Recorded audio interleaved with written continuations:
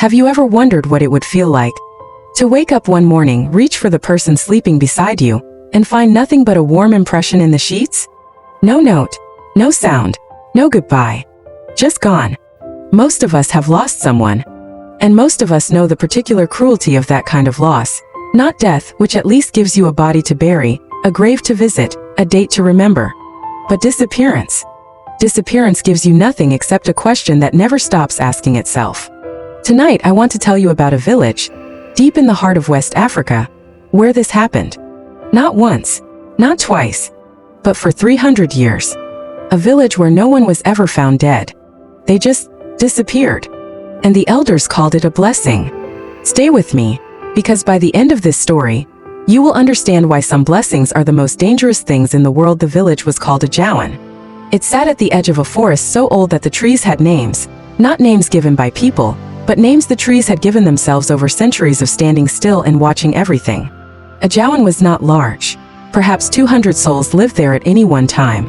Farmers mostly, weavers. A blacksmith whose hammer rang out each morning like a bell calling the day to attention. Children who chased goats through narrow dirt paths and laughed with their whole bodies. It was by every measure a happy place. And the reason for its happiness, according to the elders, was its greatest gift. In a Jawan, no one died. In all the years that anyone could remember, through drought and flood, through sickness and war, through the kind of suffering that emptied other villages of their children, not one person in a Jawan had ever been found dead. They grew old, yes. They slowed. Their hair turned white and their backs curved like bows released of their arrows. And then one morning they were simply gone. Their beds were empty. Their sandals were by the door. Their cooking pots were still warm. But they were not there. And the village would celebrate. Because in a Jawan, to disappear was to be chosen. It meant the ancestors had called you home personally. It meant you had lived well enough that death itself refused to touch you. The ancestors came quietly in the hours before dawn, and carried you away, whole, alive, breathing, to a place beyond the forest where the living could not follow. This was what the elders said. This was what every mother whispered to her child at night. This was the story a Jawan had told itself for 300 years. Our story begins with a young man named Kofi. Kofi was 26 years old. He was the kind of man that a village notices, not because he was loudest but because he was most awake. He asked questions that made elders uncomfortable. He watched things that other people walked past. He had his mother's eyes, which saw too much, and his father's mouth, which said what it saw. His father, Yah, had disappeared 3 years before our story begins. Kofi had been 23. He had come home from the fields to find his father's sandals at the door, his half-eaten yam on the table, and nothing else. The village had celebrated. Kofi had smiled and beaten the drum with the others. But that night, alone, he had sat on the floor of his father's empty room and pressed his hand to the floor where his father last sat. And he had thought, something is wrong. Not with his father, with the story. Because Kofi had noticed something that no one else had said out loud. He had noticed that the people who disappeared were never truly old. Yes, they were older than most. But his father was 51, healthy, strong-handed. He had been chopping wood the morning he vanished. His axe was still in the tree. 51. And chosen. Kofi pressed his palm to his father's floor and made a quiet promise. He would find out the truth, whatever it cost him. 3 years of quiet watching. That was what it had taken for Kofi to be ready. He had not rushed. He had not made accusations.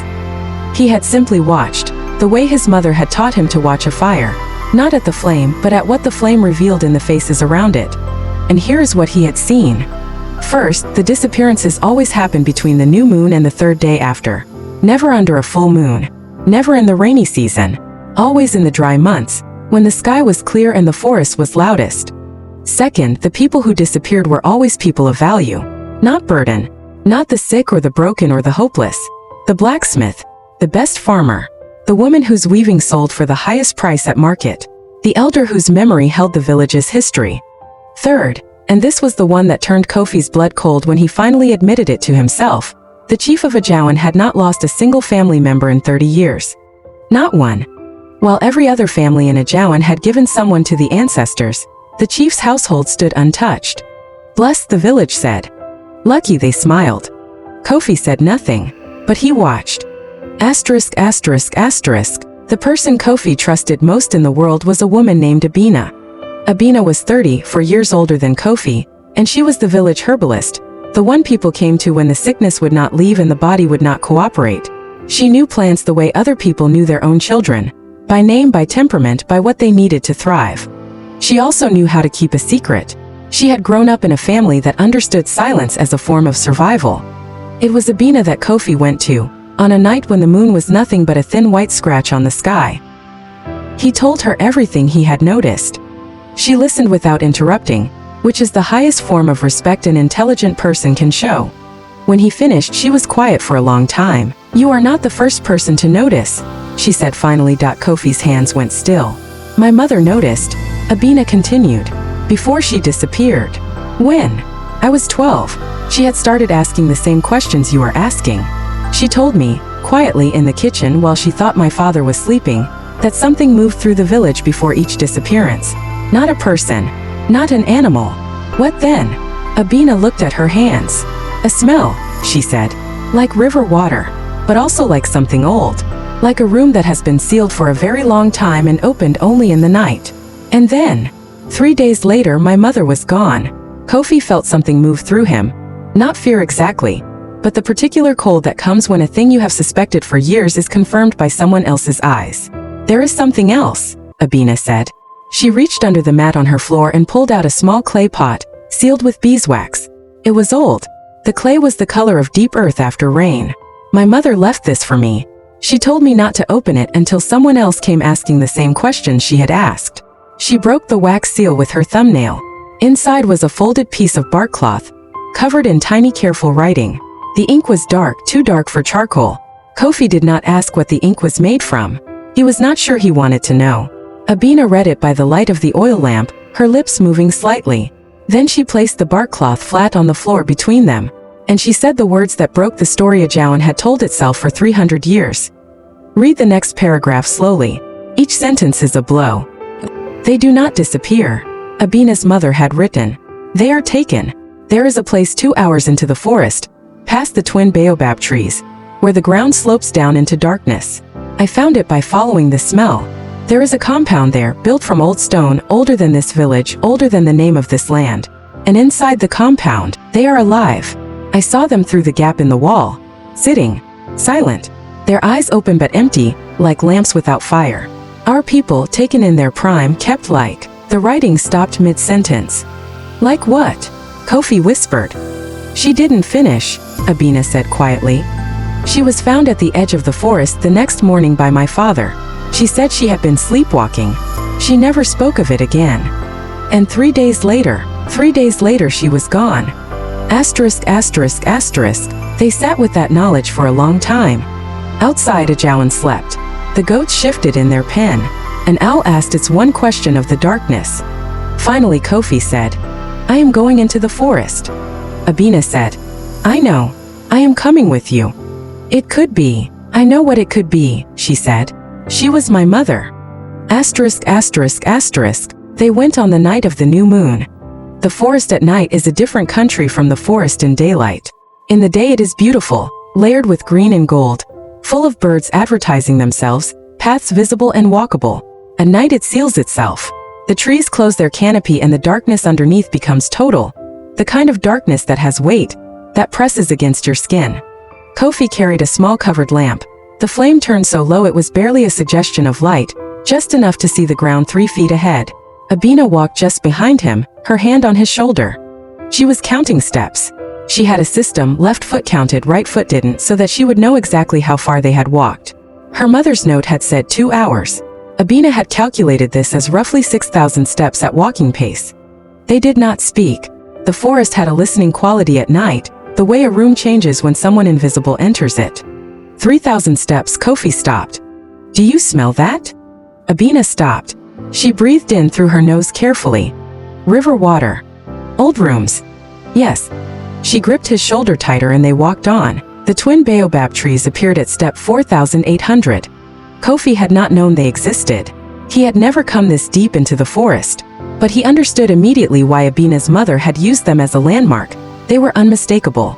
2 enormous trees growing side by side, their trunks so wide that 10 people with linked hands could not encircle either one. Their roots had grown together underground, and above ground they leaned toward each other like two old people sharing a secret. Between them, the air was colder. Beyond them, the ground sloped downward, exactly as the bark cloth note had described. Kofi covered the lamp completely with his hand, plunging them into full darkness. "Why?" Abina began. "Light," he breathed. "Down there. Already." She looked. He was right. Below them, through the trees, a pale yellowish light pulsed softly. Not firelight. Not torchlight. Something that had no flicker in it. Something that breathed but did not dance. They descended. Asterisk, asterisk, asterisk. The compound was real. Kofi had half believed, somewhere in the back of his thinking mind, that they would find nothing. That Abina's mother's note was the product of a frightened woman's imagination. That the truth would be disappointingly ordinary. It was not. The compound was built from dark stone. A kind of stone that did not exist anywhere near Ajawan. It had been brought here or grown here or called here. The walls were high. The single gate was iron, old iron gone the color of dried blood. And through the gap in the wall, just as Abina's mother had written, they saw them. They were sitting. Perhaps 40 people arranged in rows on stone benches, in a courtyard open to the sky. They were dressed in the clothes they had disappeared in. The blacksmith still wore his leather apron. An old woman still had her weaving half finished in her lap, her fingers loosely curled around threads she was no longer pulling. Their eyes were open. But Abina's mother had been exactly right. The eyes were empty. Not the emptiness of sleep. Not the emptiness of death. The emptiness of someone who had been pulled back behind their own face. Present in body, absent in self. Kofi's hand found the wall to steady himself. Because he saw his father. Yah, who had disappeared 3 years ago. Who the village had celebrated. Who Kofi had beaten the drum for, smiling, while something inside him screamed. Yo was sitting in the third row. His axe-calloused hands resting on his knees. His head slightly tilted the way it always tilted when he was thinking. His eyes were open. And empty. Kofi pressed his fist against his mouth and did not make a sound. Abina's hand on his back was the only thing that kept him standing. Asterisk, asterisk, asterisk. Who runs this place? Kofi whispered. The answer arrived before Abina could guess it. A door in the far wall of the compound opened, and a figure walked out into the courtyard. It was the chief's eldest wife, Mama Yesai. She was 60 years old and had always seemed to Kofi like a woman made of gentle things. She brought soup to sick neighbors. She organized the women's harvest festival. She was the person young mothers came to when the baby wouldn't latch and the fear was setting in. She walked through the rows of silent sitting people the way someone walks through their garden. Proprietary. Familiar. She stopped at Kofi's father. She placed her hand on his head. She closed her eyes. And in the silence of that forest compound, Kofi heard it.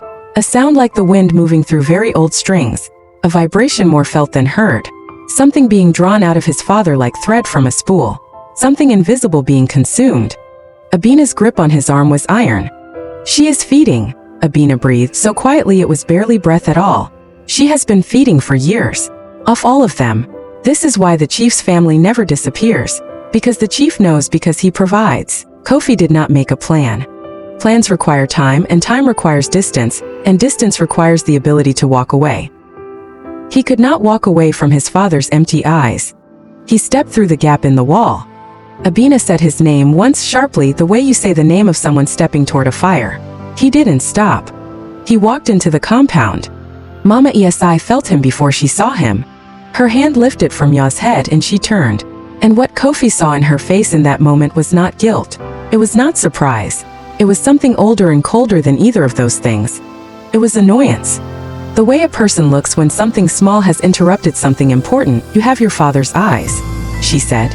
I knew it would be you. What have you done to them? Preserved them, she said simply. She folded her hands in front of her. That is all. They are not dead, are they? They do not suffer. They simply continue. Without the noise of living. Without their own lives, Kofi said. Their lives feed mine. The arrangement has kept this village safe for 300 years. No disease has emptied Ajawan. No war has broken it. No famine has taken its children. I am the reason for every good thing your people have enjoyed. You are the reason my father's eyes are empty. Something shifted in her face. The annoyance deepened into something else. I chose him because he was the best of his year, she said. I always choose the best. It is an honor. He did not choose it. People rarely choose their greatest purpose. She took a step toward him. And Kofi felt it, the thing Abina had described. The pull. Like standing at the edge of a river and feeling the current reach for your ankles, even though you are still on dry land. Pull in the chest. Behind the eyes. The sense that something was reaching for the thread of him, looking for the place to grip. He understood now how it worked. She did not take people by force. She pulled them toward her. Gently over days, like a song getting louder so slowly you don't notice until you are already dancing. The smell. The new moon nights. The way people grew slowly quieter in the days before they disappeared. As though something was already drawing their attention inward. She had been pulling his father for weeks before the night he vanished. And now she was pulling Kofi. He felt his feet take a step forward. Not his choice. His body's. He locked his knees. Abina, he said. Not loudly. Just her name, said the way you say the name of someone you trust completely. Abina was already moving. She had not come into the forest unarmed. She was an herbalist. She had spent 3 years since Kofi first began asking questions, preparing for exactly this possibility, testing cautiously what plants could interrupt what the body felt, what combinations could break a pulling that worked on the nervous system like a lullaby. She threw the powder. It was made from 7 plants. The names of 6 of them are known. The 7th had no name. It was a root that grew only at the base of the twin baobab trees, which Abina's mother had written about in a separate, smaller note that Abina had never shown to Kofi because she had not known what it was until she stood between those 2 enormous trees an hour ago and smelled it and understood.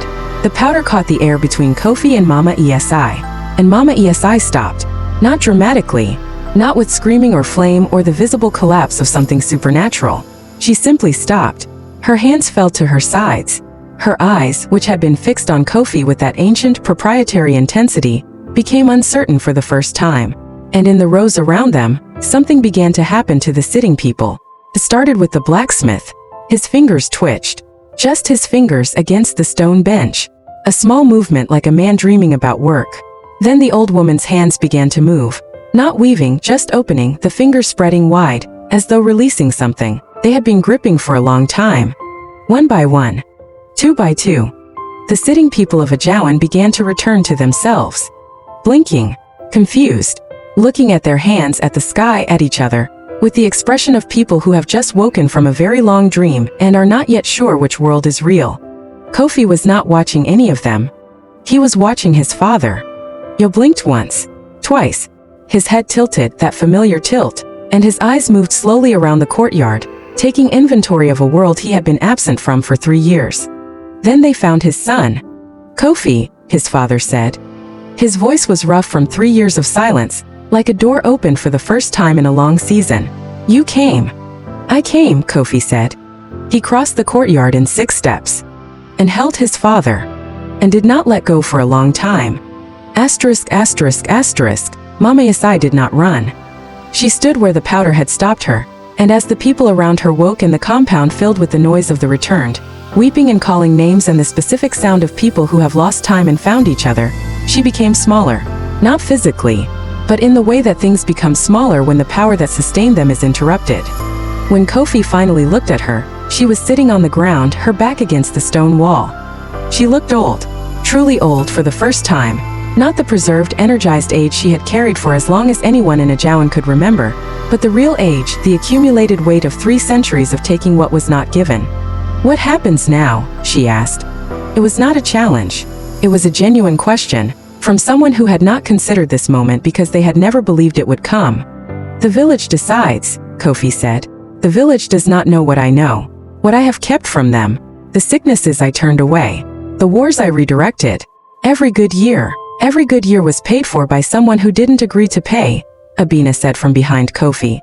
Mama Yesai looked at her for a long time. Then she looked down at her own hands. I convinced myself it was worth it, she said quietly. That they did not suffer. That it was better than death. You convinced yourself, Kofi said. Because you needed to.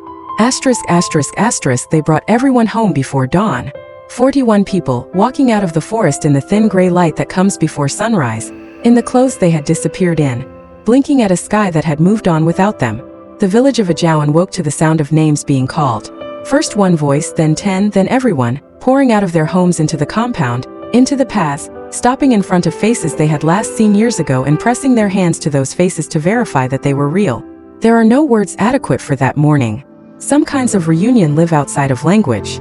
They live in the body, in the hands and the chest, and the specific way that certain kinds of grief, when reversed, feel like being cracked open and filled with light. Kofi stood at the edge of the compound and watched his village discover what it had always been. A community of ordinary, irreplaceable people who deserved to live and die on their own terms. He felt his father's hand on his shoulder. He did not turn around. He just put his own hand over it and breathed. There is a question at the heart of this story, and I want you to sit with it before you sleep tonight. Mama Esi protected Ajawan for 300 years. That part was real. The village was safer. The children did not starve. The sicknesses passed by the gate. But she built all of that on a foundation of people who never agreed to be the foundation. How often do we do the same thing? Not with magic.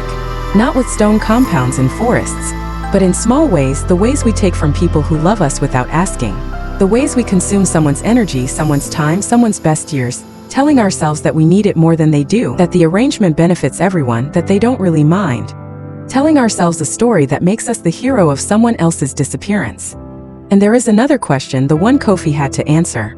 He had a comfortable life in Ajawan, a safe village, a community that functioned, that celebrated and farmed and raised children and told stories. He could have decided that the cost of knowing the truth was too high. He could have looked at his father's empty eyes and decided that a living body was better than the absence of a living person. He chose to know instead. He chose to look at the thing underneath the story, even when the story was warm and familiar and had been repeated for 300 years. That is the most important kind of bravery there is. Not the bravery of fighting, the bravery of asking. The elders say, a blessing you did not choose is a cage with a beautiful door. And a truth you are afraid to know is a debt that keeps compounding interest in the dark tonight. As you settle into sleep, think about the stories you have been told about your own life. The ones about why things are the way they are.